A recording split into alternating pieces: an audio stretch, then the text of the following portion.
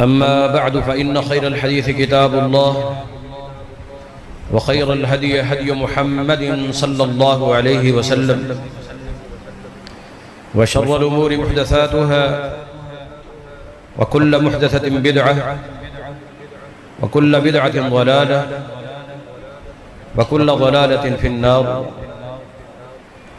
فأعوذ بالله السميع العليم من الشيطان الرجيم من همزه ونفخه ونفثه. بسم الله الرحمن الرحيم. يا أيها الذين آمنوا اتقوا الله ولتنظر نفس ما قدمت لغد واتقوا الله.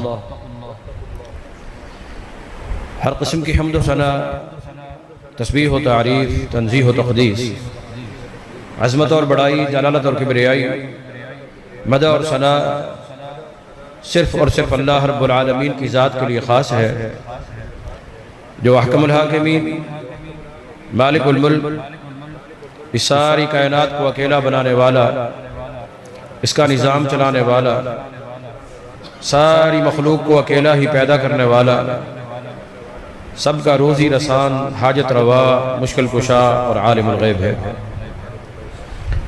انگنت لا تعداد، بے حد و حساب، بے شمار، بے انتہا صلاۃ و سلام تمام انبیاء کرام علیہم الصلاۃ والسلام کے لیے، بالخصوص سب سے زیادہ امام الانبیاء جناب محمد الرسول اللہ صلی اللہ تعالی علیہ وآلہ وصحبہ وسلم کی ذات گرامی کے لیے۔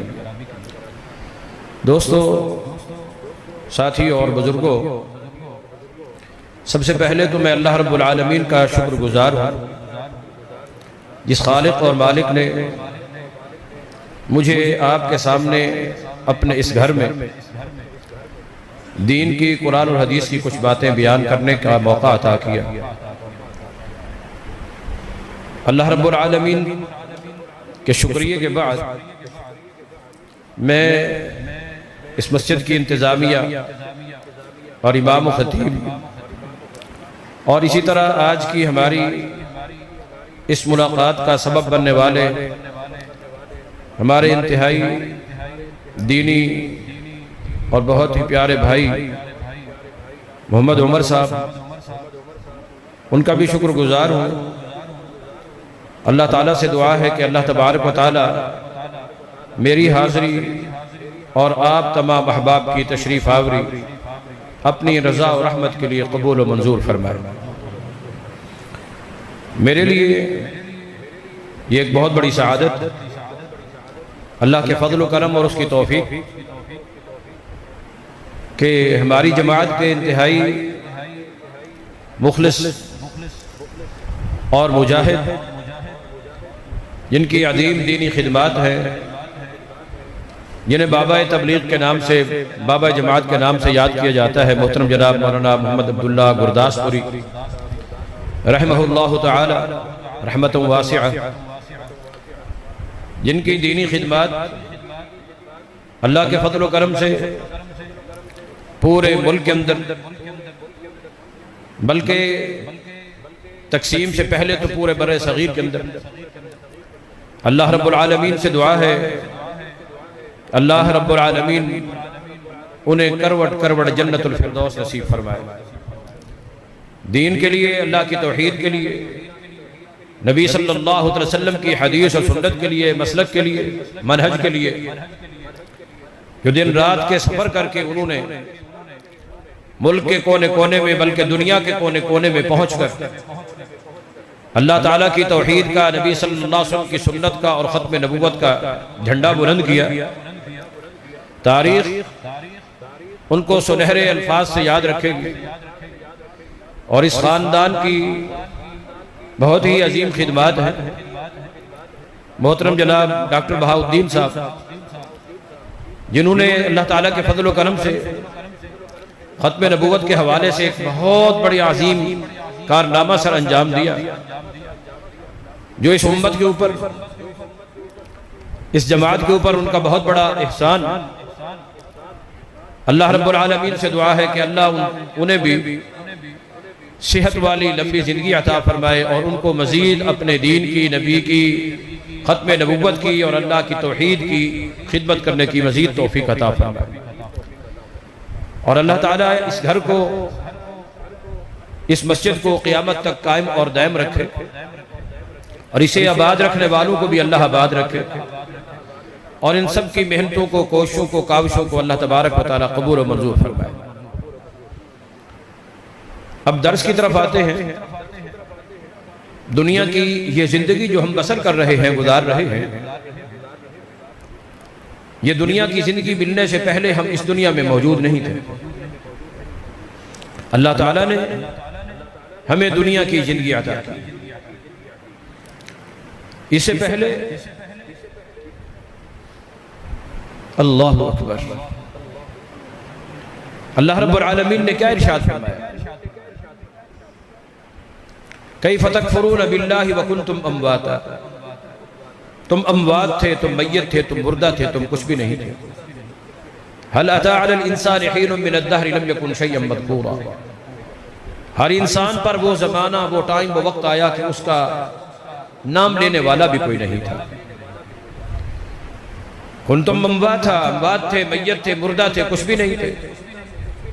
فاحیاکم، اس اللہ تعالیٰ نے تمہیں دنیا کی یہ زندگی عطا کی، اور یہ دنیا کی زندگی عطا کر کے اللہ رب العالمین نے ہمیں یوں ہی نہیں چھوڑ دیا ہے۔ دنیا کی زندگی بسر کرنے کے لیے، گزارنے کے لیے اللہ تعالیٰ نے ہر قسم کی نعمتیں عطا کی۔ فرمایا خلق لکم ما فی الارض جمیعا، جو کچھ بھی زمین میں ہے ہم نے یہ سب کچھ تمہارے لیے پیدا کیا۔ اسبغ علیکم نعمہ ظاہرۃ و باطنہ، کتنی ہی ظاہری نعمتیں جو تمہیں نظر آتی ہیں، تمہارے سامنے ظاہر، اور کتنی ہی ایسی نعمتیں جنہیں تم دیکھ ہی نہیں سکتے ہو، جانچ ہی نہیں سکتے ہو، جان ہی نہیں سکتے ہو، پرکھ ہی نہیں سکتے ہو، تم سے باطنیں چھپی ہوئی ہیں۔ لیکن اس اللہ نے تمہارے اوپر وہ نعمتیں بارش کی طرح برسا دی ہیں، اس قدر بے انتہا نعمتیں۔ فرمایا کہ ان تعدوا نعمت اللہ لا تحصوها، اگر تم اللہ تعالیٰ کی نعمتوں کو گننا چاہو، شمار کرنا چاہو تو تم گن ہی نہیں سکتے، اس قدر بے انتہا نعمتیں۔ ایک ہی سورہ الرحمن میں بار بار اللہ رب العالمین نے فرمایا فَبِأَيِّ آلَاءِ رَبِّكُمَا تُكَذِّبَانِ، اے جن و انس، اپنے رب کی کون کون سی نعمت کو جھٹلاؤ گے اور انکار کرو گے، اس قدر بے انتہا نعمتیں۔ مگر اس کے ساتھ ساتھ ہم یہ اس دنیا کی زندگی کے اندر دیکھ رہے ہیں، کچھ لوگ جو ہم سے پہلے آئے ہوئے تھے آہستہ آہستہ کر کے ہمارے سامنے اس دنیا میں جا رہے ہیں، اس دنیا سے جا رہے ہیں۔ کچھ ایسے لوگ جو ہم سے بعد پیدا ہوئے، وہ بھی ہم دیکھتے ہیں تو جا رہے ہیں۔ کچھ ایسے لوگ جو ہمارے بعد ہمارے سامنے اس دنیا میں پیدا ہوئے، ہم نے انہیں اپنے ہاتھوں میں اٹھایا، اپنی گودیوں میں کھلایا، کندھوں پہ جھولے جھلائے، زبان سے بولنا سکھایا، انگلی پکڑ کے چلنا سکھایا۔ مگر ایک دن وہ بھی آ گیا کہ جب انہی ہاتھوں سے ہم انہیں غسل دے کر، کفن پہنا کر، جنازے کندھوں پہ اٹھا کر جا کے اپنے ہاتھوں سے قبر میں دفن کرا۔ ہمارے بعد آنے والے روزانہ کبھی کہیں سے کبھی کہیں سے اعلان ہو رہا ہوتا ہے کہ فلاں شخص بقضاء الہی وفات پا گیا ہے، فوت ہو گیا ہے، اس کا نماز جنازہ اتنے بجے ہوگا۔ ہم آج دوسروں کے اعلان سن رہے ہیں، اور ایک دن وہ بھی ہوگا جب ہمارا اعلان ہو رہا ہے۔ آج ہم دوسروں کے جنازے کے لیے جاتے ہیں، ایک وقت وہ ہوگا لوگ ہمارے جنازے کے لیے جمع ہوں گے، جنازے اوروں کے پڑھنے والے۔ جنازہ ایک دن تیرا بھی ہوگا، اور آج جس موت سے ہم غافل ہو چکے ہیں، وَبِالْآخِرَةِ هُمْ يُوقِنُونَ، اور آخرت والے، قیامت والے اس یقینی عقیدے سے ہم غافل ہو چکے ہیں۔ ہاں ہاں، زبان سے تو ہم اقرار کرتے ہیں کہ قیامت ہوگی، زبان سے ہم اقرار کرتے ہیں جزا سزا ہوگی، زبان سے ہم اقرار کرتے ہیں کہ اللہ قیامت کے دن حساب کتاب لے گا، ہم اقرار کرتے ہیں اس بات کا کہ نیک لوگوں کو اللہ اپنی جنت عطا کرے گا، اقرار کرتے ہیں، یقین رکھتے ہیں، عقیدہ ہے ہمارا کہ جو گناہگار ہوں گے، بدکار ہوں گے، وہ جہنم میں جائیں گے۔ مگر اس کے باوجود قیامت کے اس دن کے اندر میدان محشر میں اللہ رب العالمین کے سامنے اپنی کامیابی اور کامرانی کے لیے کچھ پیش کرنے کے لیے ہمارے پاس کیا ہے؟ ہمیں دنیا کے کل کا فکر ہے۔ ساؤنڈ والے بھائی ریپیٹ اور ساؤنڈ ہلکا کرو، صرف آواز بیس۔ آج ہمیں دنیا کی اس کل کا فکر ہے، جس کل تک کا کوئی پتہ نہیں کہ ہم زندہ بھی باقی رہ سکیں گے یا نہیں رہ سکیں گے۔ کوئی پتہ ہے کسی کو؟ رات کو سوئیں اور صبح اٹھ ہی نہ سکیں۔ یہ موہومی کل، عارضی کل، فانی کل، جس کل تک ہمیں یقین نہیں ہے کہ ہم پہنچ سکیں گے یا نہیں، اس کل کا تو ہمیں فکر ہے۔ کیا کھائیں گے، کیا پیئیں گے، کیا پکائیں گے، کیا پہنیں گے، کہاں سے لینا ہے، کہاں سے دینا ہے، کیا کرنا ہے، اس دنیا کی کل کا تو ہمیں پتہ ہے، مگر وَلْتَنْظُرْ نَفْسٌ مَا قَدَّمَتْ لِغَدٍ، قیامت کی اس دن کی کل کا کوئی پتہ نہیں ہے، اور اس کے لیے کوئی فکر نہیں، اور اس کے لیے کوئی تیاری نہیں، کہ جو کل یقینی ہے ہمیں واقع ہونے والی ہے۔ اور اِذَا وَقَعَتِ الْوَاقِعَةُ لَيْسَ لِوَقْعَتِهَا كَاذِبَةٌ، سب جانتے ہیں، یہ سورہ واقعہ پڑھتے ہیں کہ وہ واقع ہونے والی جب واقع ہوگی پھر اس کے واقع ہونے میں کوئی شک و شبہ باقی نہیں رہے گا۔ جن کا قیامت کے دن پر ایمان ہوتا ہے، جن کا آخرت کے اوپر یقین ہوتا ہے، اللہ کے سامنے پیش ہو کر جواب دہ ہونے کا احساس ہوتا ہے، ان کی زندگی پھر اس طرح نہیں گزرا جس طرح میری اور آپ کی گزر رہی۔ ان کو فکر ہوتا ہے۔ اللہ اکبر۔ اللہ رب العالمین نے یہ دعوت ہے، اللہ تبارک و تعالی ہمیں پیدا کرنے والا ہے، وہ ہماری فطرت کو جاننے والا ہے، اسی نے جو ارشاد فرما دیا بل توثرون الحیات الدنیا، کہ تم اس دنیا کی زندگی کو ترجیح دیتے ہو، اسے مقدم سمجھتے ہو، اسے افضل سمجھتے ہو، اسے ترجیح دیتے ہو، اور اسی کے بنانے اور سنوارنے میں تم اپنے آپ کو ہلکان کیے جا رہے ہو۔ اللہ یا ایھا الانسان انک کادح الی ربک کدحا، یہ مشقتیں، دنیا کی کمانے میں تکلیفیں، جگارے، مصیبتیں، بیماریاں، یہ سب کس لیے؟ اس دنیا کے لیے۔ کبھی اس آخرت کے لیے تو تھک کے دیکھو، کبھی اس آخرت کے لیے تو فکر کر کے دیکھو۔ میرے بھائیوں، میں اور آپ کیا ہیں؟ اللہ اکبر۔ نبی اکرم صلی اللہ علیہ وسلم کی وفات کے بعد عمر بن خطاب رضی اللہ تعالی عنہ ایک دن ایک ایسی جگہ سے گزرے جہاں حضرت عثمان رضی اللہ تعالی عنہ بیٹھے ہوئے تھے۔ حضرت عمر رضی اللہ عنہ پاس سے گزرے، پاس سے گزرتے ہوئے سلام کیا، السلام علیکم ورحمت اللہ وبرکاتہ۔ حضرت عثمان رضی اللہ تعالی عنہ نے کوئی جواب نہ دیا، پھر سلام کیا، پھر جواب نہیں ملا، پھر سلام کیا، 3 دفعہ پھر بھی جواب نہیں ملا۔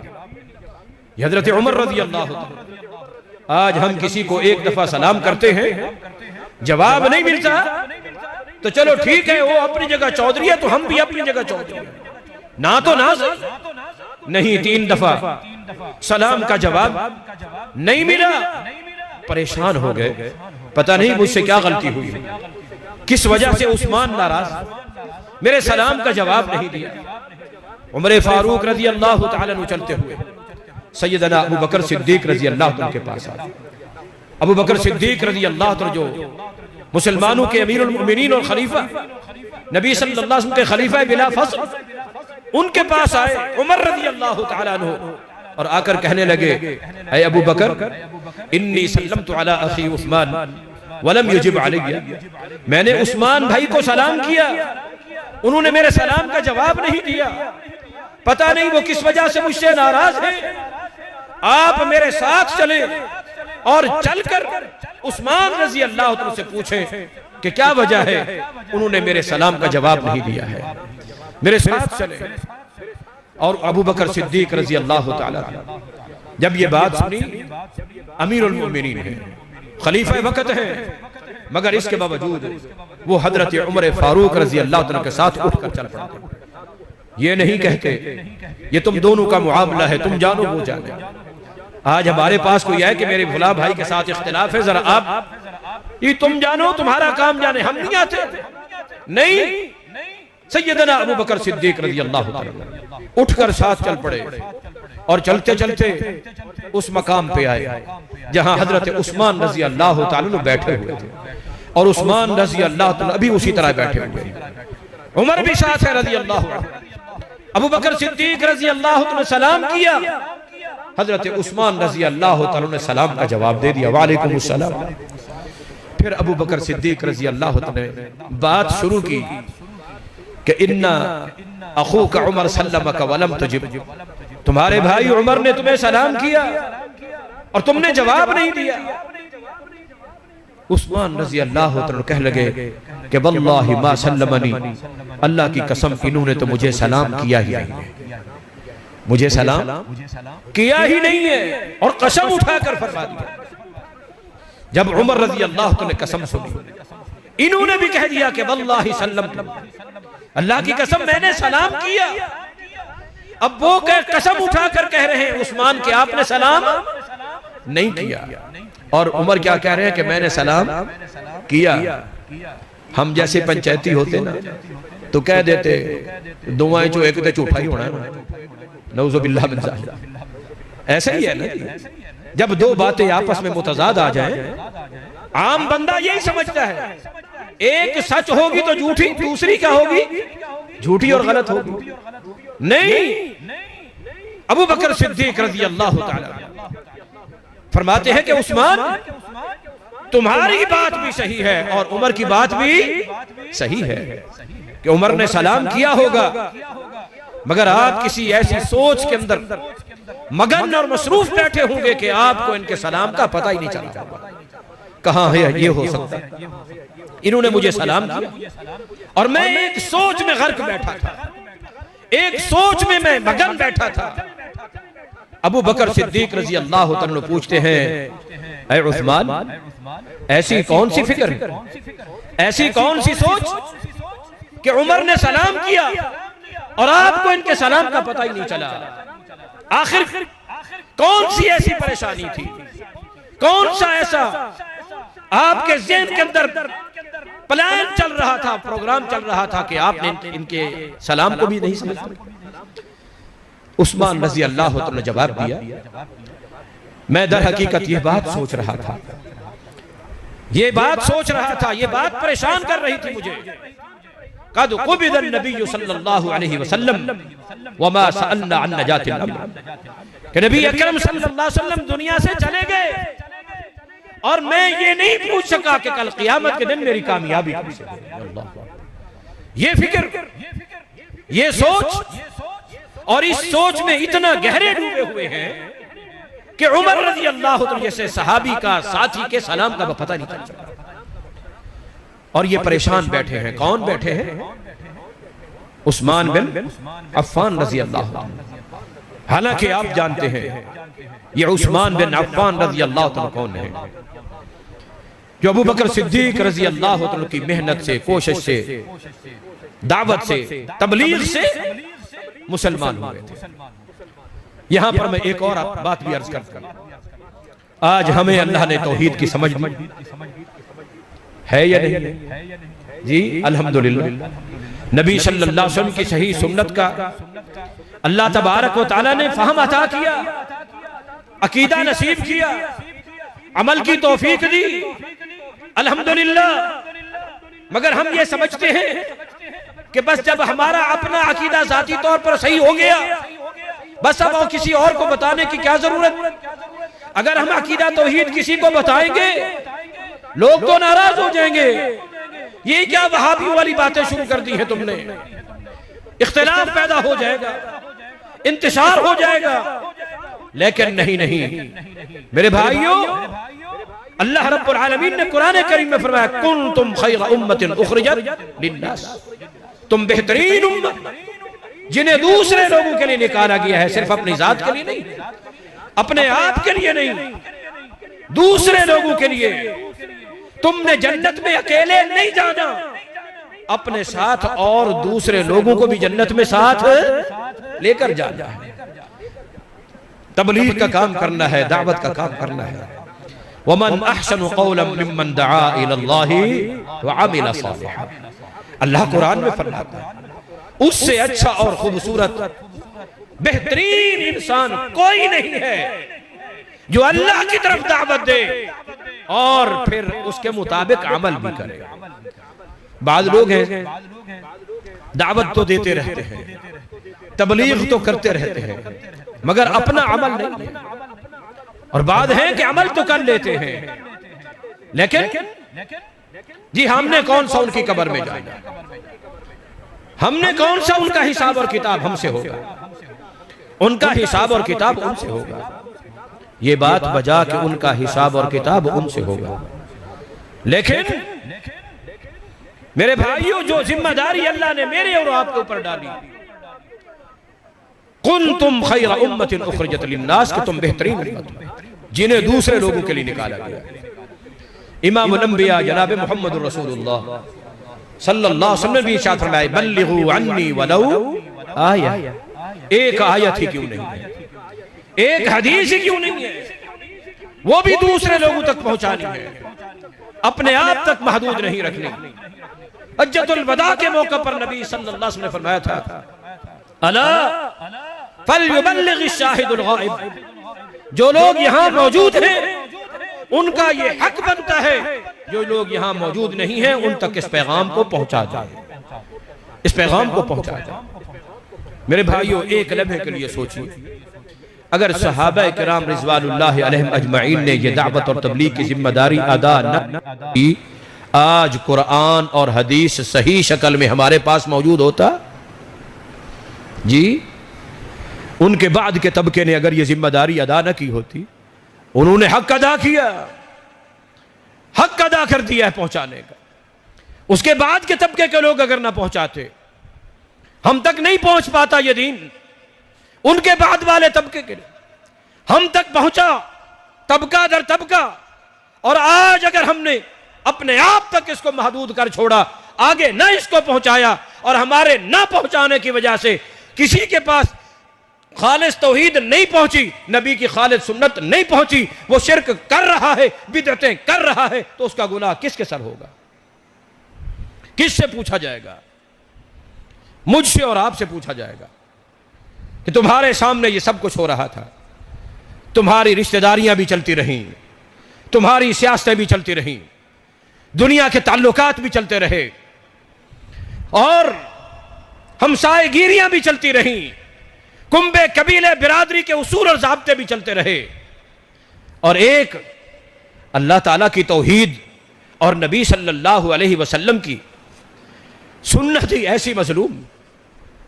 آج گاڑیوں پہ لوگ گزرتے ہیں، فل ڈیک چلا کر گانے چلا رہے ہوتے ہیں، جلوس نکلتے ہیں، شرک کی صدائیں بلند ہو رہی ہوتی ہیں، اور جناب پروگرام ہوتے ہیں جن میں شرک کی واضح باتیں ہوتی ہیں، ان میں سے تو کوئی شرک کرتے ہوئے، بدعت کرتے ہوئے، برائی کرتے ہوئے، گناہ کرتے ہوئے کوئی شرم محسوس نہیں کرتا، اور موحد توحید بیان کرے تو اس کو شرم آتی ہے، اہل سنت نبی کی سنت کا تذکرہ کرے تو اس کو شرم آتی ہے، اہل حدیث نبی صلی اللہ علیہ وسلم کی حدیث کسی دوسرے کے سامنے بیان کرے، یہ لوگ کیا کہیں گے کہ ملا بن گیا ہے، مولوی بن گیا ہے، مسیحڑ بن گیا ہے، ہم شرماتے ہیں، جھجکتے ہیں، اجھکتے ہیں۔ نہیں میرے بھائیوں، یہ ذمہ داری ہے، ذمہ داری یہ وہ ذمہ داری ہے جس ذمہ داری کو ادا کرتے ہوئے امام الانبیاء جناب محمد الرسول اللہ صلی اللہ علیہ وسلم طائف کے بازار میں زخمی ہوئے، لہو لوہان ہوئے، آپ کے دانت مبارک بھی زخمی ہوئے، پیشانی سے سر سے خون بہ کر نبی صلی اللہ علیہ وسلم کی جوتی میں جا کر جمع ہوا، اور نبی صلی اللہ علیہ وسلم یہ تبلیغ اور دعوت کی ذمہ داری ادا کر رہے ہیں، اور طائف کے اوباش نوجوان نبی صلی اللہ علیہ وسلم کے اوپر پتھر برسا رہے ہیں۔ نبی صلی اللہ علیہ وسلم نے پتھر برستے ہوئے وہ تو گوارا کر لیے، زخمی اور لہولہان ہو گئے، لیکن اللہ تبارک و تعالیٰ کی توحید کی دعوت کو، تبلیغ کو چھوڑا نہیں ہے۔ ہاں تو میں بات عرض کر رہا تھا، سیدنا ابو بکر صدیق رضی اللہ تعالیٰ عنہ کی دعوت پر، تبلیغ پر، محنت سے، کوشش سے سیدنا عثمان بن عفان رضی اللہ عنہ نے اسلام قبول کیا۔ اسلام قبول کرنے کے بعد نبی صلی اللہ علیہ وسلم نے اپنی بیٹی دے دی، نبی اکرم صلی اللہ علیہ وسلم کے داماد بن گئے، اور موقع آیا مسلمانوں کے لیے مکہ میں زندگی گزارنا مشکل ہو چکا تھا، ہجرت کی اجازت ملی۔ نبی صلی اللہ علیہ وسلم کے کچھ صحابہ مرد ہیں، کچھ صحابہ عورتیں۔ جو صحابہ مرد تھے جب ایمان لے آئے، توحید کو قبول کر لیا، اگر بیویاں گھر والیاں شرک پر تھیں اور اپنے پرانے باپ دادا والے عقیدے پر تھی تو ان بیویوں کو چھوڑ دیا، اکیلے ہجرت کرنے کے لیے جا رہے۔ کچھ عورتیں ہیں اللہ کی ایسی نیک بندیاں، اللہ کی توحید کی خاطر ایمان لے آئی تھی، مومن بن گئی، توحید کو قبول کر لیا، نبی کا کلمہ پڑھ لیا، نبی کی سنت اور شریعت پر عمل شروع کر دیا۔ خاوند کافر تھے، خاوند مشرک تھے، ان سے طلاقیں لے لی، ان کے گھروں میں رہنا گوارا نہیں کیا کہ ان کے گھروں میں رہتے ہوئے اللہ کی توحید پر ایمان نہیں رکھا جا سکتا تھا، نبی کی سنت اور شریعت پر عمل نہیں کیا جا سکتا تھا۔ وہ کچھ اکیلی خواتین، اجازت ملی ہجرت کی حبشہ کی طرف، کچھ مرد ہیں کچھ عورتیں۔ ادھر عثمان رضی اللہ تعالیٰ عنہ اور ان کی زوجہ محترمہ سیدہ رقیہ رضی اللہ تعالی عنہ، نبی صلی اللہ علیہ وسلم کی صاحبزادی، یہ جا رہے ہیں۔ نبی صلی اللہ علیہ وسلم نے ان کو الوداع کیا اور فرمایا کہ عثمان کون ہے؟ کون؟ اول من ہاجر مع اہلہ فی ہذہ الامہ، اس امت میں میاں اور بیوی کا واحد یہ پہلا جوڑا ہے جو اللہ کی توحید کی خاطر ہجرت کر کے جا رہا ہے۔ یہ ہجرت، اللہ اکبر، ان الہجرۃ تہدم ما کان قبلہا۔ نبی صلی اللہ علیہ وسلم فرماتے ہیں جب انسان اللہ کی رضا کے لیے ہجرت کرتا ہے، اللہ اس کی زندگی کے پہلے سارے گناہ معاف فرما دیتا ہے۔ اللہ ہم سب کے گناہوں کو بھی معاف فرما دے۔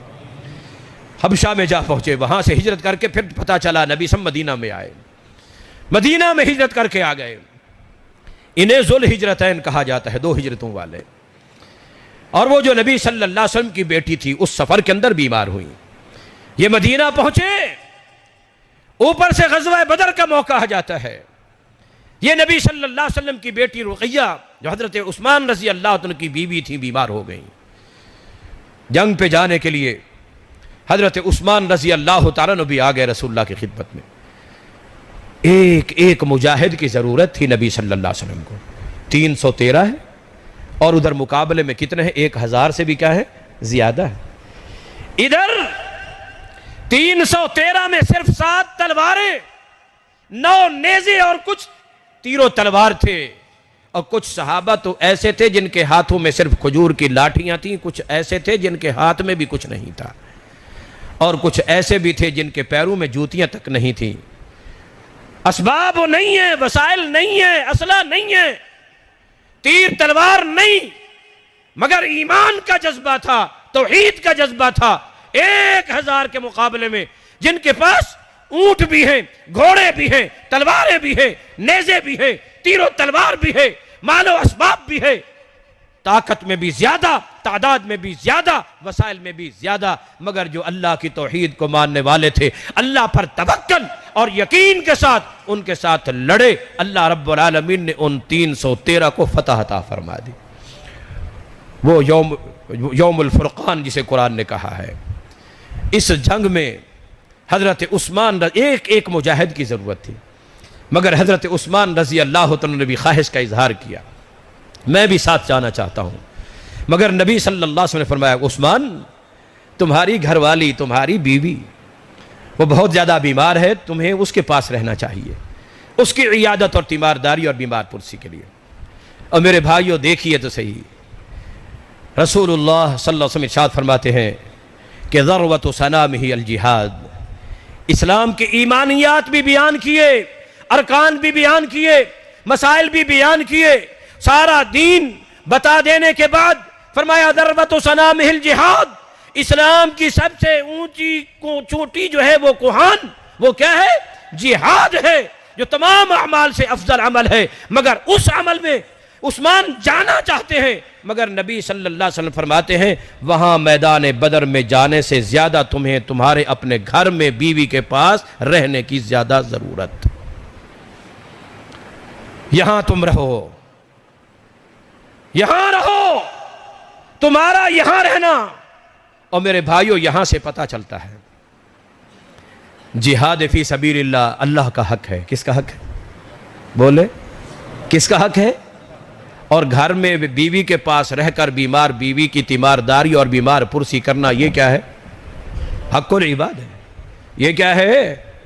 بولے جی، بدر جس کا تذکرہ رب نے قرآن میں فرما دیا کہ وہ بدر جس کے اندر اللہ کے فرشتے بھی ساتھ آ کر مسلمانوں کے ساتھ، وہ بدر کے جس کے متعلق نبی صلی اللہ علیہ وسلم فرماتے ہیں قد اطلع اللہ علی اہل بدر، آج جب یہ بدر والوں کو فتح نصیب ہوئی ہے، انہوں نے جانیں لڑا دی ہیں، میرے ان 313 صحابہ نے، اللہ ان سے اتنا خوش ہوا ہے، اللہ نے عرش کے جھانک کر فرمایا انی قد غفرت لکم یا اہل بدر اعملوا ما شئتم، اے اہل بدر میں تم سے راضی ہو گیا، میں نے تمہارے سارے گناہ معاف کر دیے، آج کے بعد تم جو چاہے مرضی کرو، میں نے تمہیں معاف کر دیا ہے۔ اللہ یہ غزوہ، اللہ اکبر، ایسا عظیم غزوہ، اس میدان بدر میں شامل ہونے کے بجائے نبی صلی اللہ علیہ وسلم فرمایا تمہیں تمہارے گھر کے اندر زیادہ ضرورت ہے۔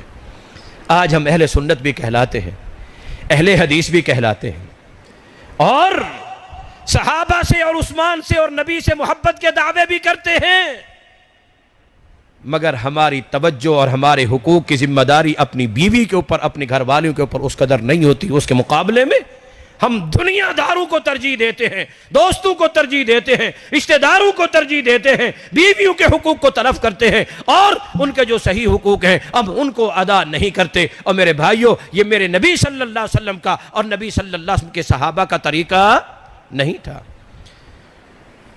آج ہم خود اپنا جائزہ لے لیں، اللہ کے گھر میں بیٹھے ہیں، جتنا وقت ہم اپنے موبائل پہ دیتے ہیں، کیا اتنا وقت ہم اپنی بیوی کو بھی دیتے ہیں، جو ہمارے بچوں کی ماں ہے، جو ہماری شریک حیات ہے، جو ہماری رفیقہ سفر ہے؟ ہاں اگر ایمان والی ہے، عمل والی ہے، نیک، تو یہ صرف دنیا میں نہیں، یہ جنت تک میں تمہارے گاٹے پھیٹ ہے۔ ہاں، ایسے نہیں جان چھٹ جانی۔ اللہ اکبر، قرآن کہتا ہے، میں نہیں کہہ رہا ہوں، قرآن کہہ رہا ہے کہ جب خامد اور بیوی دونوں ایمان لانے والے، نیک عمل کرنے والے ہیں، ہم وازواجہم، یہ بھی اور ان کے جوڑے بھی، یہ کیا ہوں گے؟ جنت کے اندر نعمتیں کھائیں۔ اللہ اکبر، اللہ اکبر۔ تو میں عرض کر رہا تھا عثمان رضی اللہ تعالیٰ عنہ کو، نبی سے فرمایا تم اپنی بیوی کے پاس رہو۔ بیمار، آج ہمارے ہاں کیا ہوتا ہے، اے بیمار ہو گئی ہونے چھڈو تو کوئی دوسری لبی ہے، پہلے اس کے تو حقوق ادا کر لو، پہلے اس کے حقوق تو ادا کر لو نا۔ میں ابھی آ رہا تھا، راستے میں ایک بندے نے سوال کیا، جی تاریخ میں آتا ہے کہ حضرت معاویہ یوں تھے، ہم تاریخ کو مانیں یا قرآن اور حدیث کو مانیں؟ میں نے کہا تمہارے ایمان کا تقاضا کیا ہے؟ تمہارے ایمان کا تقاضا، کہتا ہے ایمان کا تقاضا تو یہ ہے کہ قرآن اور حدیث کو مانیں، تاریخ کو چھوڑ دیں۔ میں نے کہا بس پھر کیا؟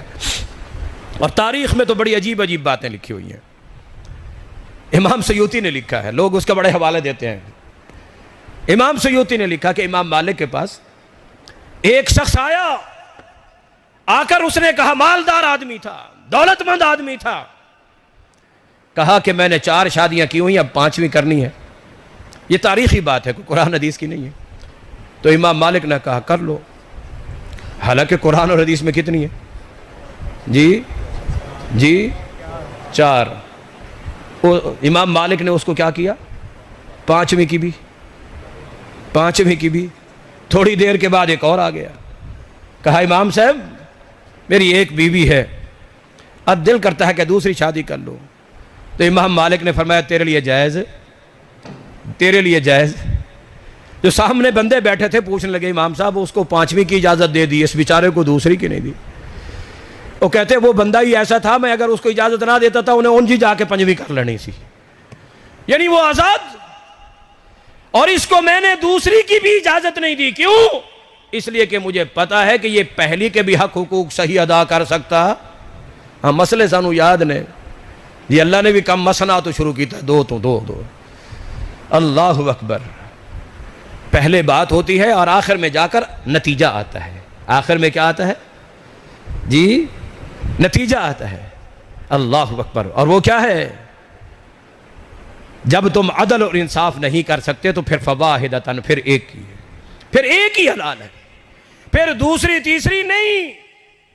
تو بہرحال حضرت عثمان رضی اللہ تعالیٰ عنہ اس مرحلے کے اوپر، اس مقام کے اوپر اپنی بیمار بیوی کے لیے رہ گئے ہیں، مگر دیکھو نبی اکرم صلی اللہ علیہ وسلم جب اللہ نے جھانک کر فرمایا تو نبی صلی اللہ علیہ وسلم فرمایا ان فی المدینہ الاقوام حبسہم العذر، مدینہ میں کچھ ایسے لوگ ہیں جن کو شرعی عذر نے، مجبوری نے روک لیا ہے، لیکن لیسوا معنا، جسمانی طور پر وہ ہمارے ساتھ بدر میں موجود نہیں ہیں، لیکن دلی طور پر اللہ انہم معنا فی الاجر والفضل، اللہ نے جو بدر والوں کو فضیلت عطا کی ہے، جو اجر عطا کیا ہے، وہ اس میں ساتھ شامل ہے، حتیٰ کہ والغنیمہ، غنیمت میں بھی شامل۔ جو اللہ نے اعزاز عطا کیا تھا، اے اہل بدر میں نے تمہیں معاف کر دیا، جاؤ جو کچھ مرضی کرو، جو کچھ مرضی کرو۔ حاتب بن بلتا نبی صلی اللہ علیہ وسلم کے ایک صحابی ہے، بدر میں شامل ہے، بدر میں صحیح بخاری میں حدیث آتی ہے، نبی اکرم صلی اللہ علیہ وسلم مکہ پر حملہ کرنے کے لیے نکل رہے تھے، جب حاتب بن نبی بلتا نے ایک چھوٹا سا خط لکھا، ایک بوڑھی عورت کو دیا، جاؤ مکے میں جا کر مکہ والوں کو دے دو۔ اب یہ ایک راز تھا، جنگی راز، جنگی راز۔ نبی صلی اللہ علیہ وسلم حضرت عمار بن یاسر علی بن ابی طالب کو فرمایا کہ جاؤ روضہ خاک پر تمہیں ایک بوڑھی عورت ملے گی، اس کے پاس خط ہے، وہ لے آؤ۔ حضرت علی رضی اللہ عنہ بھی، عمار بن یاسر بھی سواریاں بھگاتے، اور یہ بھی دیکھ لو کہ میرے نبی صلی اللہ علیہ وسلم کی زبان مبارک سے نکلی ہوئی بات کتنی سچ ہوتی ہے، کتنی سچ ہوتی ہے۔ مکہ سے مدینہ تک بڑا طویل سفر ہے، مگر جس جگہ کا نام جناب محمد الرسول اللہ صلی اللہ علیہ وسلم نے لیا تھا، عین اسی مقام پر وہ عورت ان کو ملی ہے، وہ عورت ان کو ملی۔ کہا کہ بھائی تیرے پاس خط ہے؟ اس نے کہا میرے پاس کوئی خط نہیں ہے، کوئی ایسی بات نہیں ہے۔ حضرت علی رضی اللہ عنہ نے ذرا ڈرایا دھمکایا کہ وہ خط دے دو، نہیں تو پھر ہم ہر طریقے سے تمہارے پاس وہ خط نکالیں گے۔ وہ ڈر گئی، اپنی گت کے نیچے سے وہ خط نکال کر دے دیا، وہ لے کر آ گئے۔ خط کا حاتب بن ابی بلتا کی طرف سے لکھا ہوا، نبی صلی اللہ علیہ وسلم نے بلایا، حاتب یہ کیا ہے؟ کہا اللہ کے رسول، یہ جتنے لوگ ہیں نا، ان میں سے کسی نہ کسی کی وہاں مکہ میں رشتہ داری ہے، میری کوئی رشتہ داری نہیں ہے، البتہ میرے کچھ بیوی بچے اور کچھ وہاں پر معاملات ہیں۔ میں نے کہا میرا ان پر احسان ہو جائے گا، اللہ آپ کو تو فتح عطا کرے گا، لیکن میرا احسان ہو جائے گا جس کے نتیجے میں وہ میری بیوی بچوں کا خیال رکھیں گے۔ اب ایک جنگی راز تھا۔ عمر بن خطاب رضی اللہ عنہ جب یہ بات سنی، رسول اللہ صلی اللہ علیہ وسلم کو کہنے لگے دعنی یضرب عنق هذا المنافق، اللہ کے رسول مجھے اجازت دیجئے میں اس منافق کی گردن کو کاٹ دوں۔ اللہ اکبر، قتل کر دوں، یہ زندہ رہنے کے قابل نہیں ہے۔ جب عمر رضی اللہ عنہ کی یہ بات نبی صلی اللہ علیہ وسلم نے سنی تو مسکرا پڑے، اے عمر مہلا یا عمر انہو قد شہد بدرا، اس نے غلطی کر لی ہے، لیکن ذرا یہ سوچ یہ تو بدر میں شامل تھا، جن کی غلطیاں اور گناہ اللہ نے پہلے ہی معاف فرما دی ہے۔ اللہ، یہ بدر میں شامل ہونے والے، اللہ نے اگلی اور پچھلی ساری غلطیاں ان کی معاف فرما دی ہیں۔ انہو قد شہد بدرا۔ بہرحال بدر سے واپسی کے اوپر حضرت رقیہ فوت ہو گئی، عثمان مغموم ہے اور اس کے ساتھ ساتھ پریشان بھی۔ پریشانی یہ نہیں تھی کہ بیوی فوت ہو گئی ہے، پریشانی یہ نہیں تھی کہ گھر والی فوت ہو گئی ہے، پریشانی کیا تھی؟ پریشانی تھی تو یہ تھی کہ نبی صلی اللہ علیہ وسلم کے ساتھ جو رشتہ داری کا تعلق تھا وہ منقطع ہو گیا۔ امام الانبیاء جناب محمد الرسول اللہ صلی اللہ علیہ وسلم نے اپنی دوسری بیٹی حضرت ام کلثوم رضی اللہ تعالیٰ عنہ کا نکاح کر کے دے دیا، وہ نکاح کر کے دے دیا۔ اور اس کے ساتھ ہی اللہ اکبر ہجرت کر کے آئے تھے، مدینہ میں پینے کا پانی نہیں تھا، نبی صلی اللہ علیہ وسلم فرمایا کون ہے جو بئر روما خرید کر کے مسلمانوں کے لیے وقف کر دے، میں جنت کا ضامن ہوں۔ کس نے خرید کیا؟ عثمان بن عفان رضی اللہ تعالیٰ عنہ، اور مسجد نبی کے ساتھ قریب جگہ پڑی تھی، فرمایا کون ہے جو اس کو خرید کر کے مسجد نبی میں شامل کر دے، میں جنت کا ضامن ہوں۔ عثمان رضی اللہ تعالیٰ عنہ۔ اور کون عثمان؟ نبی اکرم صلی اللہ علیہ وسلم نے خواب دیکھا، عمرہ کرنے کے لیے جا رہے ہیں، صحابہ کو بتایا، تیاری کر لی، مکہ کی طرف جاتے ہوئے حدیبیہ کے مقام پر کافروں نے روک لیا۔ نبی اکرم صلی اللہ علیہ وسلم نے دیکھا یہ تو چند چھوٹے موٹے ایسے نوجوان، بڑے بڑے سردار مکہ میں موجود۔ نبی اکرم صلی اللہ علیہ وسلم نے عثمان رضی اللہ تعالیٰ کو اپنا قاصد اور سفیر بنا کے بھیجا، جاؤ میرا پیغام لے کر جاؤ۔ عثمان مکہ میں گئے، جا کر بات کی۔ مکہ کے سرداروں نے کہا کہ عثمان تم آ گئے ہو، احرام باندھا ہوا ہے تم نے، عمرہ کی نیت سے آئے ہو، تمہیں اجازت ہے تم طواف بھی کر لو، صفا مروہ کی سعی بھی کر لو، زمزم کا پانی بھی پی لو، حجر اسود کے بوسے بھی لے لو، عمرہ کر لو۔ کہا ابھی مجھے محمد الرسول اللہ صلی اللہ علیہ وسلم نے تمہارے ساتھ مذاکرات کے لیے بھیجا ہے، عمرے کے لیے۔ یہ تھے صحابہ کرام۔ اور یارو کون احرام بھی باندھا ہوا ہو، بیت اللہ بھی سامنے ہو، حجر اسود بھی سامنے ہو، زمزم کا کنواں بھی سامنے، صفا مروہ کی سعی بھی موقع موجود ہے، مکہ والوں نے اجازت دے دی، لیکن کون ہے کہ جو پھر رک گیا ہے؟ لیکن نہیں، اس لیے کہ نبی صلی اللہ علیہ وسلم نے جس حد تک اجازت دی تھی بس اسی حد تک رہنا ہے، اس سے آگے بڑھنا نہیں ہے۔ یہ ہے سیرت عثمان رضی اللہ عنہ کا یہ پہلو، اور یہی منہج، یہی طریقہ ہر مومن اور مسلمان کا ہونا چاہیے کہ لا تقدموا بین یدی اللہ ورسولہ، جب اللہ کا اور اس کے رسول کا حکم آ جائے تو ذرہ برابر بھی قدم آگے پیچھے منو عن وہیں اسی طرح، بس دیر ہو گئی ذرا۔ ادھر حدیبیہ کے مقام پر افواہ پھیل گئی کہ عثمان رضی اللہ عنہ کو شہید کر دیا گیا ہے۔ تو نبی اکرم صلی اللہ علیہ وسلم نے کیا کیا؟ صحابہ کرام کو کہا کہ آؤ، عثمان رضی اللہ عنہ کو میں نے سنا ہے کہ شہید کر دیا گیا ہے، آؤ اب میرے ساتھ کیا کرو؟ بیعت کرو۔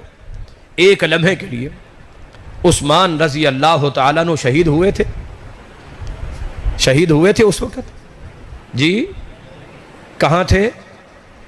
مکہ میں تھے۔ اور مکہ کتنے کا فاصلہ، حدیبیہ سے کتنا فاصلہ ہے؟ 9 میل کا۔ مکہ میں کوئی زیادہ دور بھی نہیں، افواہ پھیلی، افواہ پہنچی، کہا کہ میرے ساتھ بیعت کرو۔ یہ نہیں کہا کہ یہ افواہ جھوٹی ہے، یہ خبر جھوٹی ہے، یہ خبر غلط ہے، عثمان زندہ ہے، شہید نہیں ہوا، کہ میں تو عالم الغیب ہوں، میں تو جانتا ہوں، مجھے تو پتہ ہے۔ نہیں، نبی صلی اللہ علیہ وسلم نے بھی اس افواہ کو سچ سمجھا، ظاہری طور پر سچ سمجھ کر نبی اکرم صلی اللہ علیہ وسلم نے صحابہ سے بیعت لی۔ اور آئیے وہ بیعت اللہ نے قرآن میں اس کے تذکرے کیے، لقد رضی اللہ عن المؤمنین اذ یبایعونک تحت الشجرہ، اس درخت کے نیچے اللہ راضی ہو گیا اپنے نبی کے ان صحابہ سے جنہوں نے آئے نبی آپ کے ہاتھ پر بیعت کی۔ بیعت کی تو کیسے کی؟ نیچے نبی کا ہاتھ ہوتا، اوپر صحابی کا ہاتھ ہوتا، اور اس سے اوپر ید اللہ فوق ایدیہم، اس کے اوپر کس کا ہاتھ ہوتا؟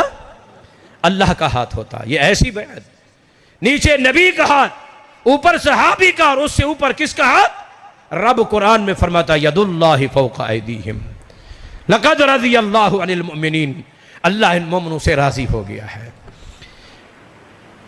اور یہ بیعت کس کے لیے ہوئی تھی؟ حضرت عثمان رضی اللہ تعالی عنہ کے لیے۔ حضرت عثمان کی وجہ سے اللہ ان سے راضی ہو گیا۔ صرف یہی نہیں، علم ما فی قلوبہم، جو کچھ ان کے دلوں میں تھا اللہ نے وہ جان لیا تھا، اللہ جانتا تھا۔ اللہ یوں ہی نہیں، اولئک الذین امتحن اللہ قلوبہم للتقوی، کہ اللہ نے ان کے دلوں کا امتحان لیا، اور امتحان لے کر اللہ رب العالمین نے، اللہ اکبر، اللہ تبارک و تعالی نے ان کے دلوں کا امتحان لے کر، علم ما فی قلوبہم، جو کچھ بھی ان کے دلوں میں تھا میں رب جانتا ہوں، اللہ اکبر۔ یہ بیعت کس کے لیے؟ عثمان بن عفان کے لیے رضی اللہ تعالی عنہ۔ غزوہ تبوک کا موقع ہے، نبی اکرم صلی اللہ علیہ وسلم فرماتے ہیں من یجہز جیش العسرہ، کون ہے جو اس تنگ دستی کے لشکر کو ساز و سامان فراہم کرے؟ 4 نہیں 8 مرتبہ نبی اعلان کرتے گئے، حضرت عثمان بھی اعلان کرتے گئے۔ 1000 اونٹ، 1000 اشرفیاں، درہم و دینار، 70 سے زیادہ گھوڑے، 700 سے زیادہ گھوڑے، اور نبی اکرم صلی اللہ علیہ وسلم حضرت عثمان کے دیے ہوئے درہم منبر رسول پہ بیٹھے ہیں، منبر رسول پہ بیٹھے ہیں، اپنے ہاتھوں میں دائیں سے بائیں، بائیں سے جو چیز پسند آ جاتی ہے نا، پھر بندہ اس کو بار بار دیکھ دیکھ کر فرمایا کہ ما ضر عثمان ما عمل بعد اليوم قط، آج کے بعد عثمان کوئی عمل نہ کرے تو اس کا کوئی نقصان نہیں ہے، عثمان فی الجنہ۔ اعلان کرتے گئے ازمن لہ الجنہ، من یجہز جیش العسرہ، کون ہے جو اس لشکر کو ساز و سامان فراہم کرے؟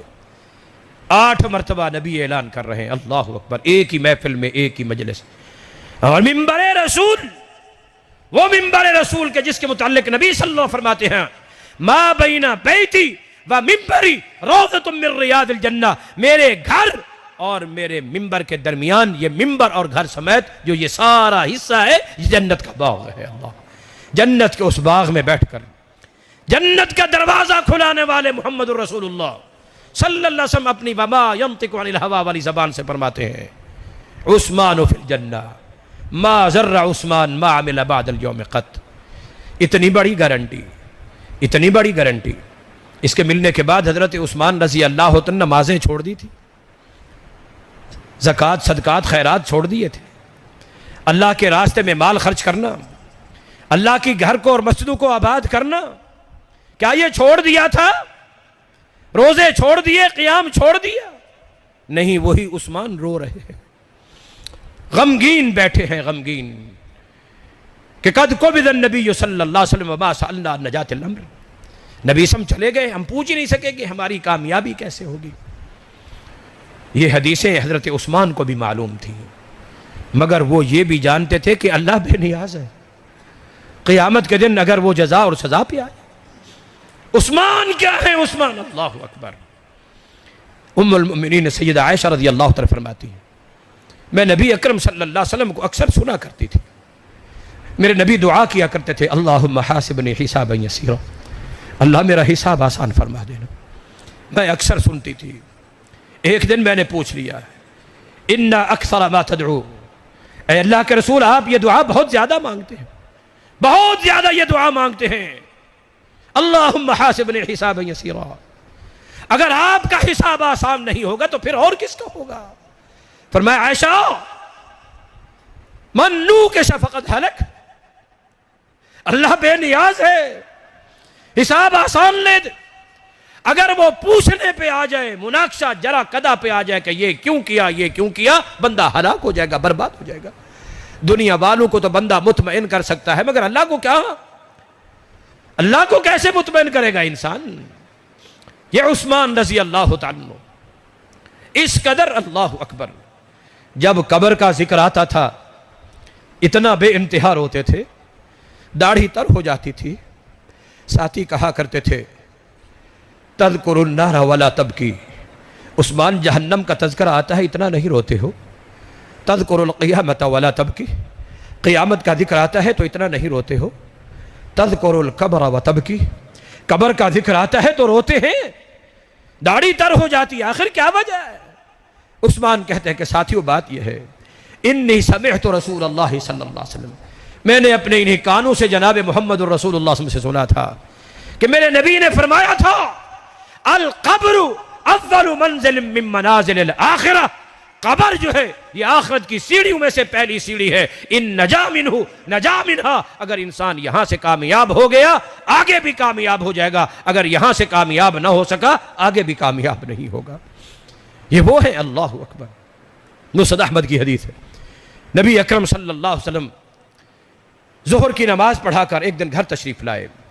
سیدہ عائشہ رضی اللہ تعالیٰ عنہ گھر میں موجود ہیں. نبی صلی اللہ علیہ وسلم اپنے بستر پہ آ کر بیٹھے. حضرت عائشہ رضی اللہ تعالیٰ عنہ بھی آ کر بیٹھ گئیں. میاں بیوی کا معاملہ ہے اور نبی صلی اللہ علیہ وسلم کا بستر چمڑے کا گدا بنا ہوا جس میں کھجور کا ریشہ ڈلا ہوا تھا. کوئی بیڈ نہیں تھا، کوئی چارپائی نہیں تھی. نبی اکرم صلی اللہ علیہ وسلم بیٹھے. دوپہر کا وقت ہے. امی عائشہ رضی اللہ تعالی عنہ نبی اکرم صلی اللہ علیہ وسلم کے ساتھ بیٹھی ہیں. نبی اکرم صلی اللہ علیہ وسلم سستانے کے لیے لیٹے اور اپنا سر مبارک حضرت عائشہ رضی اللہ تعالی عنہ کی گود میں رکھ دیا. یہ بھی میرے نبی کی سنت ہے. صرف رفع یدین فاتحہ ہی نہیں، یہ بھی میرے نبی کی سنت ہے. نبی اکرم صلی اللہ علیہ وسلم نے اپنا سر مبارک عائشہ رضی اللہ تعالی کی گود میں سستانے کے لیے لیٹے تھے. دوپہر کا وقت تھا. راتیں اکثر جاگ کے نبی گزارا کرتے تھے. اللہ اکبر.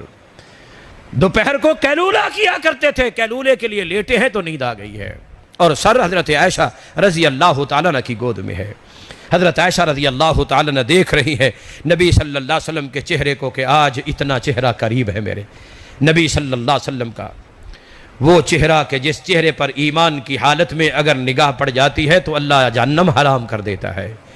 ان اللہ حرم النار علی من رآنی مؤمنا. ایمان کی حالت میں دیکھے جا رہی ہیں، دیکھتے ہی بات دل میں آئی آج نبی میرے اتنا قریب ہیں، پتہ نہیں کل قیامت کے دن آپ کہاں ہوں گے اور ہم کہاں ہوں گے. یہی بات سوچ میں آئی ذہن میں. قیامت کے بارے میں سوچا. قیامت کے بارے میں سوچتے ہی جہنم یاد آ گئی ہے. بے اختیار آنکھوں سے آنسو بہ پڑے. گرم گرم آنسو نکلے ہوئے عائشہ رضی اللہ تعالیٰ عنہ کے نبی صلی اللہ علیہ وسلم کے چہرے پہ گرے. نبی صلی اللہ علیہ وسلم بیدار ہو گئے. نیند اکھڑ گئی. دیکھا عائشہ رو رہی ہے. اٹھ کے بیٹھ گئے. نبی صلی اللہ علیہ وسلم نے پیار سے آنسو صاف کیے. پوچھا ما یبکی کہ یا عائشہ، عائشہ کیوں رو رہی ہو، کیوں رو رہی ہو؟ کہا ذکرت النار فبکیت. جہنم یاد آئی ہے تو رونا آ گیا ہے.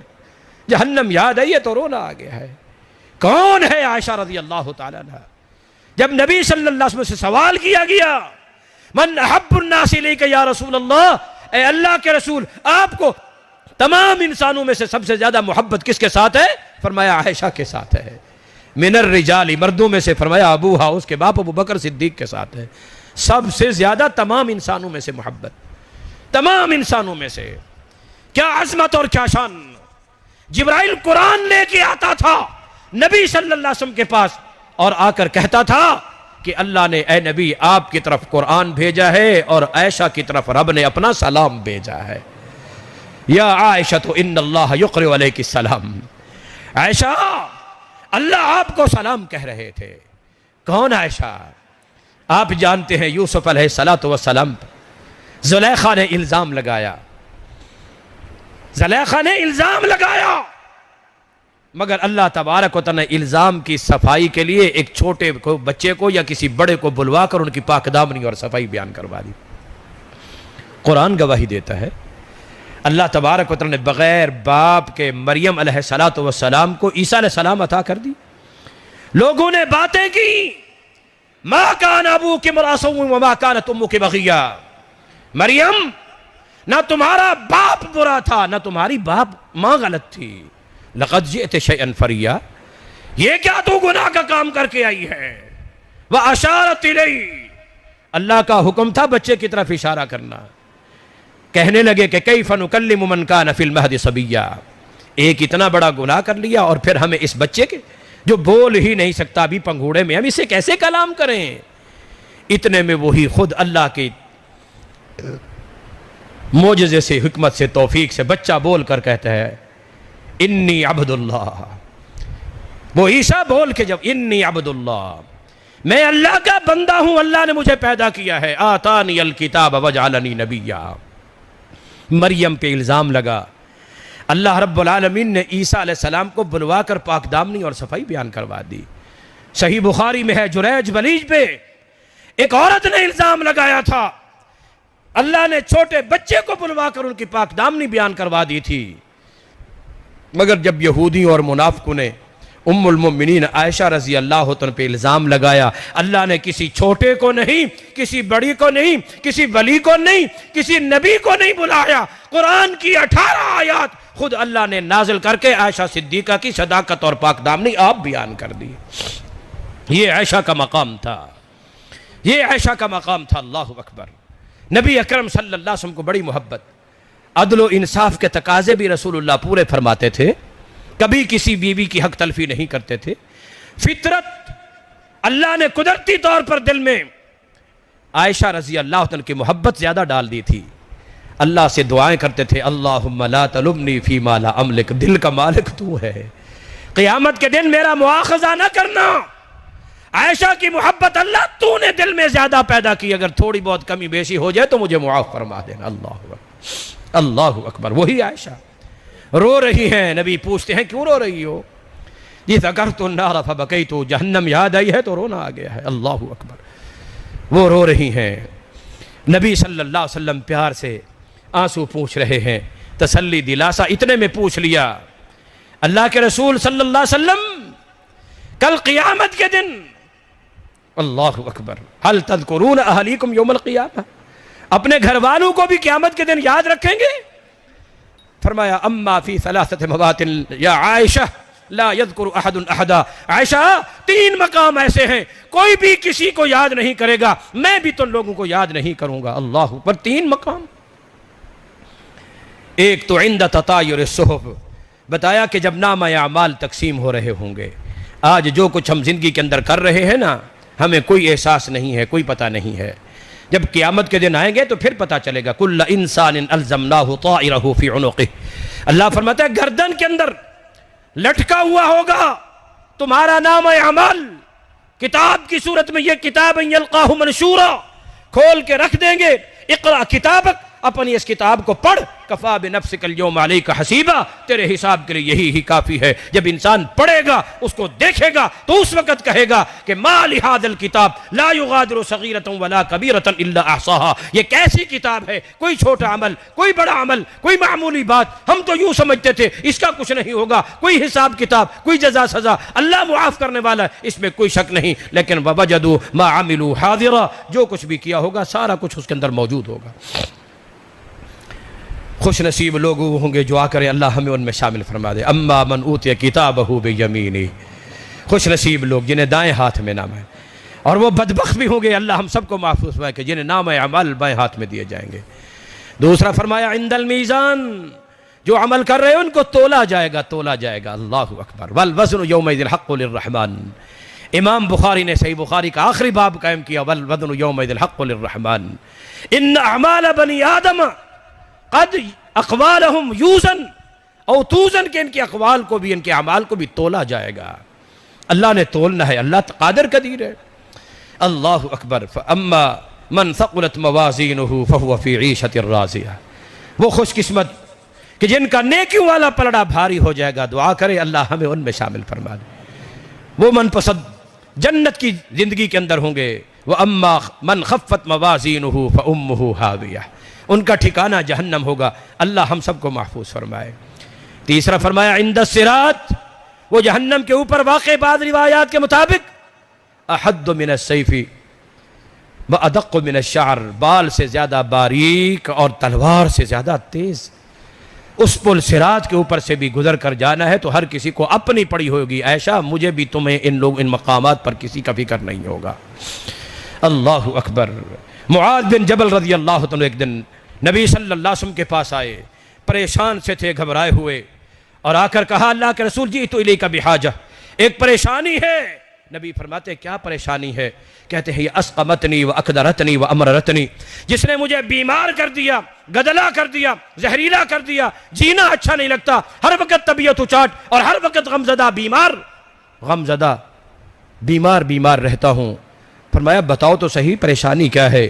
کہا دلنی علی عمل اذا عملته دخلت الجنت بعدت من النار، اے اللہ کے رسول کوئی ایک ایسا عمل بتلا دیجئے کہ جس عمل کو اختیار کر کے میں جنت میں چلا جاؤں اور جہنم میں جانے سے بچ جاؤں، کوئی ایک عمل ایسا بتلا دیجئے۔ ان کو فکر ہوتی تھی تو یہ فکر ہوتی تھی کہ کسی طرح ہمیں کوئی نیکی کا عمل، کوئی خیر کا عمل جو جنت میں لے جانے والا ہو، جہنم سے بچانے والا ہو۔